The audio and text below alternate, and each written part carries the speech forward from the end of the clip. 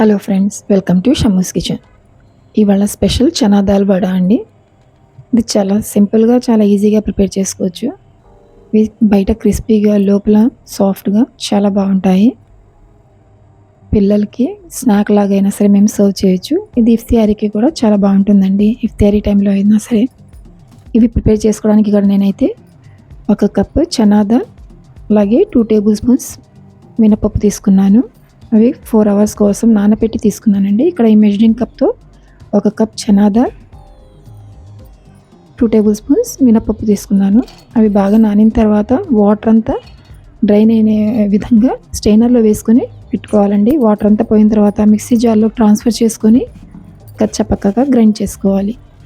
Paste లాగా కాకుండా కొంచెం కోర్స్గా గ్రైండ్ చేసుకోవాలండి. పల్స్ మోడ్లో పెట్టేసుకొని ఇది కొంచెం కొంచెం జార్లో వేసుకుంటూ గ్రైండ్ చేసుకోవాలి. గ్రైండ్ చేసుకున్న తర్వాత ఒక బౌల్లోకి తీసుకోవాలి. అది ఆ పిండి మొత్తంని తీసుకున్న తర్వాత ఇందులోకి రుచికి సరిపడిన సాల్ట్, 1/2 టీ స్పూన్ పసుపు వేసుకోవాలి. ఇప్పుడు అందులోకి కొంచెం మసాలా ప్రిపేర్ చేసుకుందామండి. ఇక్కడ నేను 2 ఇంచుల అల్లం ముక్కల్ని తీసుకున్నాను. అలాగే 1 టీ స్పూన్ జీలకర్ర, 4 ఎండుమిర్చి, కొంచెం కరివేపాకు వేసుకొని గ్రైండ్ చేసుకోవాలి. ఇది కూడా కోర్స్గా గ్రైండ్ చేసుకోవాలండి. మరి పేస్ట్ లాగా కాకుండా వాటర్ ఏమి యాడ్ చేయకుండా గ్రైండ్ చేసుకోవాలి. గ్రైండ్ చేసుకున్న ఈ మిక్స్ని పిండిలోకి వేసుకోవాలి. శనగపిండిలోకి వేసేసుకున్న తర్వాత ఇందులోకి 1/2 టీ స్పూన్ ఇంగువ వేసుకుంటున్నాను. అలాగే ఒక మీడియం సైజ్ ఆనియన్ని కట్ చేసి వేసుకోవాలి. 2 పచ్చిమిర్చి, దాంతోపాటు కొన్ని కొత్తిమీర ఆకుల్ని ఫైన్గా చాప్ చేసి వేసుకోవాలి. వేసుకున్న తర్వాత ఇదంతా కూడాను మంచిగా కలుపుకోవాలండి. కలుపుకున్నప్పుడు ఈ టైంలోనే సాల్ట్ సరిపోయిందో లేదో చెక్ చేసుకొని అవసరం ఉంటే అడ్జస్ట్ చేసుకోవాలి. ఇది కూడా పక్కన పెట్టేసుకొని కడాయి తీసుకొని కడాయిలోకి డీప్ ఫ్రైకి సరిపడా ఆయిల్ యాడ్ చేసుకోవాలి. ఆయిల్ బాగా వేడైన తర్వాత పిండి ముద్దను మేము వడలు చేసుకునే సైజుని బట్టి కొంచెం కొంచెం పిండి తీసుకుంటూ అరిచేతిలో పెట్టి ఒత్తుకుంటూ వేసుకోవాలండి. కొంచెం చేతులకి తడి చేసుకుంటూ వేసుకోవాలి. చాలా ఈజీగా వచ్చేస్తాయి ఇవి. ఆయిల్ని కొంచెం మీడియం హీట్లో పెట్టుకొని స్టవ్ని మేము ఫ్రై చేసుకోవాలి. హై హీట్లో పెట్టకూడదండి. హై ఫ్లేమ్లో పెట్టకుండా మీడియం ఫ్లేమ్లోనే పెట్టేసుకొని ఫ్రై చేసుకోవాలి.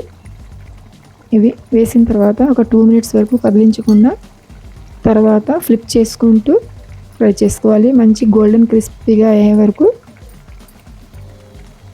ఆయిల్లో సరిపడినన్ని వేసుకోవాలి. మరీ ఎక్కువగా వేయకుండా వేసేసుకొని మీడియం ఫ్లేమ్లో పెట్టుకొని మాత్రమే ఫ్రై చేసుకోవాలండి.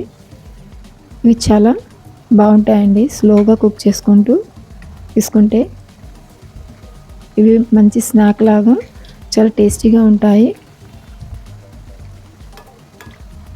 చూడండి, ఇలాగే కొంచెం గోల్డెన్ కలర్ రాగానే వీటిని తీసేసుకోవాలి.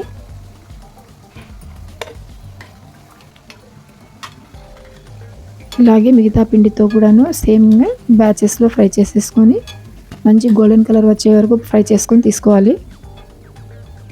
తీసుకున్న తర్వాత ప్లేట్లోకి సర్వ్ చేసుకోవచ్చండి వేడివేడిగా.